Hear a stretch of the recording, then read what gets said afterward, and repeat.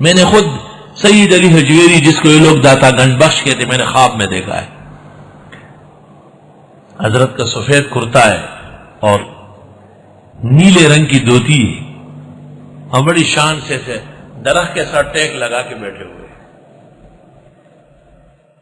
جب میں نے ایسے ہاتھ بڑھایا حضرت کی طرف، وہ مشہور قصہ ہے نا،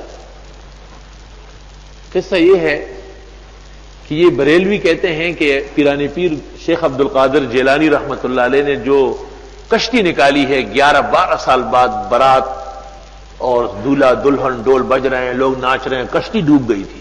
وہ بوڑھی عورت جو دولہے کی ماں تھی وہ کنارے پہ کھڑی تھی اور روتی تھی، ہر وقت روتی تھی. پیرانی پیر شیخ عبد القادر تسبیح پڑھتے ہوئے وہاں آئے. کہا کیوں رو رہی بوڑھیا؟ کہا میرا بیٹا، میری بہو، ساری برات ڈوب گئی ہے. اچھا، تو پیرانی پیر نے سمندر کو حکم دے دیا کہ برات واپس کرو، برات واپس کرو ورنہ تمہیں ایسے تیسے کر دیتا ہوں. تھوڑی دیر بعد کشتی اوپر آئی، ڈول بج رہے تھے، ڈنگا ڈونگا، اور دھاری پگڑی والے سب ناچ رہے تھے. وہ دولہا جو ہے کہتے ہیں اس کی قبر پنجاب میں، جیلم کے علاقے میں کوئی شاہ دولہا ہے، یہ پنجابی سب کو پتا ہے. اب آپ ایمان سے کہے واقعہ ہے بغداد کا، اور دولہا نکلا ہے کہاں؟ پنجاب میں. جیسے حضرت علی رضی اللہ تعالیٰ عنہ شہید ہوئے کوفہ میں، اور قبر بنائی گئی ہے، اور وہ بھی 700 سال بعد مزار افغانستان میں. تو اس پر میں وہ مشہور قصہ سناتا ہوں. وہ کہتے ہیں کہ پنجاب میں ایک فقیر اور فقیرنی بھیک مانگتے تھے، تو فقیرنی کا کسی اور فقیر سے تعلق ہو گیا. وہ اس کو پسند آیا کہ میں تیرے ساتھ جاؤں گی. تو اس نے کہا کیسے جاؤ گے؟ کہا کسی طریقے سے بھاگ آؤں گی. اس کو طریقہ بتایا کہ گرمی کا موسم ہے، میں اور میرا خاوند دونوں روز آنا جاتے ہیں اور کالا باغ میں نہاتے ہیں جو دریا بہتا ہے. تم اس دور سائڈ پر رکشہ کھڑا کرو، میں کسی طریقے سے وہاں آؤں گی. اس نے فقیر کو کہا کہ گرمی بہت ہے، پہلے تو نہا. وہ نہا کے باہر آ کے بیٹھ گیا. اس کے بعد فقیرنی اندر گئی، نہاتی نہاتی مستی میں آ گئی، ایک ڈبکی لگائی، اور وہاں پر پانی بہت پھیلا ہوا ہے، درمیان میں سرکنڈے اگے ہوئے ہیں. کان چوتم پختوں کے ہوئے قانون، درمیان میں سرکنڈے اگے ہوئے ہیں. سرکنڈوں کے پیچھے پیچھے دوڑی، ادھر اس کا یار بیٹھا ہوا تھا، اس نے جوڑا دے دیا، پہن کے رکشے میں بیٹھ گئی، چلی گئی. فقیر کچھ دیر بیٹھا رہا، پھر آوازیں لگانے لگا، پھر پانی میں اترا، پھر ہائے کوئی آئے واہ ویلا شور، میری محبوبہ میری بیوی کہاں چلی گئی؟ ڈوب گئی. لوگ آئے، جال وال ڈالے، ادھر لاش ڈوب. لاش کہاں؟ وہ تو جا چکی ہے. 10-12 دن جب گزرے، فقیر بھی تھک گیا اور اس نے دوبارہ بھیک مانگنا شروع کر دیا. اب سال یا 2 سال گزرے ہوں گے، جتنی مدت بیچ میں. ڈیرہ غازی خان میں ایک مکان کے اوپر یہ فقیر آیا بھیک مانگنے، اور وہ فقیر جو تھی وہ اندر سے بھیک مانگ کے باہر نکلی. اب یہ سمجھتا ہے کہ وہ جو ادھر لڑکی لگائی نا ادھر نکلی ہے، تو اس کو کہہ رہے واہ فقیرنی، ڈبکی اتھے لگا دی تو نکلی تھی آندی، واہ بدتی ہو، کشتی ڈوبی بغداد میں اور نکلی پنجاب میں. اور وہاں افغانستان کے رافضی و بےایمانوں، علی شہید ہوئے ہیں کوفے میں اور قبر بن رہی ہے وہاں بلخ میں. فإلی اللہ المشتقى، اللہ اس لیے فرماتے ہیں فلا تجعلوا للہ اندادا، وہ اللہ تعالیٰ کے لیے شریک مت ڈھونڈو، وانتم تعلمون، اور تم جانتے ہو کہ جو خود قتل ہوتا ہے، خود مرتا ہے، ڈوبتا ہے، بھوک لگتی ہے، پیاس لگتی ہے، نیند آتی ہے، مختلف تقاضے پیدا ہوتے ہیں، وہ مخلوق ہے، وہ دوسروں کا خالق و مشکل کشا کیسے بنے؟ ذرا ایک بات سنو، ہم جب بیمار ہوتے ہیں، مثلا آپ کو اور ہم کو یہ معلوم ہے کہ آج ظہر کے بعد ہم کو کیا تکلیف پیش آنے والی ہے. رات کو میں سو رہا تھا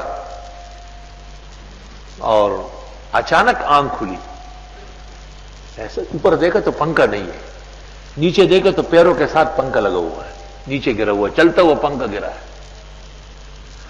جب انسان کو اپنی مضرت اور نقصان کا خود علم نہیں، اگر مجھے یہ پتا ہوتا کہ یہ چلتا ہوا پنکھا نیچے گرے گا تو میں پہلے ہی بند کر دے گا. ضرورت کیا تھی اس کی؟ مولانا یوسف لدھیانوی اور ان کے ساتھیوں کو پتا ہوتا کہ آج ہم راستے میں شہید ہو رہے تو نہ جاتے اس دن. حبیب اللہ مختار اور ان کے ساتھیوں کو پتا ہوتا کہ یہ واقعہ پیش آ رہا ہے تو وہیں بیٹھے رہتے، جانے کی ضرورت ہی نہیں تھی. پر شیخ عبد القادر جیلانی، سید علی حجویری، نظام الدین، فرید الدین، معین الدین رحمہم اللہ، کبار اولیاء، سرخیل توحید و سنت کے. آپ یہ بتائیں ان کو جو بھوک لگتی تھی اپنی مرضی سے لگتی تھی؟ پیاس جب آدمی کو لگتی اچانک پانی کہیں ہے، اس کو پتہ تھا کہ اتنے منٹ بعد مجھے پیاس لگے گی. ہم کو جو بخار آ رہا ہے، دانت میں درد، اولاد کی بیماری، اموات، ہمیں خود پتہ چلتا ہے. تو جب پیروں کو اور ولیوں کو نہیں، اس نبی کو بھی یہ پتہ نہیں ہوتا ہے کہ آگے کیا ہونے والا ہے، تو وہ جہان کے مسائل کیسے جانے اور ان کو کیسے حل کر لے. میں نے خود سید علی حجویری، جس کو یہ لوگ داتا گنج بخش کہتے، میں نے خواب میں دیکھا ہے. حضرت کا سفید کرتا ہے اور نیلے رنگ کی دھوتی ہے، اور بڑی شان سے درخت کے ساتھ ٹیک لگا کے بیٹھے ہوئے. جب میں نے ایسے ہاتھ بڑھایا حضرت کی طرف تو حضرت کی بنگڑی ہے کہ یہاں سے لے کے یہاں تک لوہے کی بنگڑی، کڑانگ کے ساتھ وہ بنگڑی آگے آ گئی.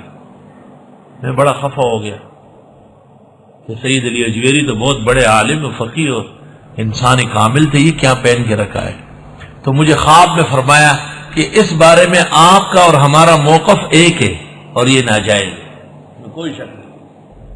لیکن یہ بچنے کا ایک علاج ہے، ہم بچ نہیں سکتے، ہم کیا کریں.